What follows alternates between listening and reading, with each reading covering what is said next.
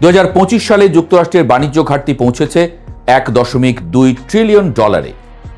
তিনি মনে করেন আমদানি কমলে দেশীয় উৎপাদন বাড়বে, কিন্তু অর্থনীতির বাস্তবতা বড় কঠিন। যখন ইউরোপের গাড়ি, চীনের ইলেকট্রনিক্স, বাংলাদেশের পোশাক সবকিছুর উপরে 10% অতিরিক্ত শুল্ক বসে, তখন সেই খরচ কে দেয়? শেষ পর্যন্ত আমেরিকান ভোক্তাই। এই অতিরিক্ত শুল্ক আরোপের ফলে মুদ্রাস্ফীতি আবারও মাথাচাড়া দিতে পারে, সুদের হার বাড়তে পারে, বিনিয়োগ কমে যেতে পারে। বিশ্লেষকরা বলছেন এটি স্বল্পমেয়াদী রাজনৈতিক লাভ হলেও দীর্ঘমেয়াদী অর্থনৈতিক ঝুঁকি তৈরি করবে। এদিকে ইতিহাস বলছে শুল্ক কখনো একমুখী থাকে না।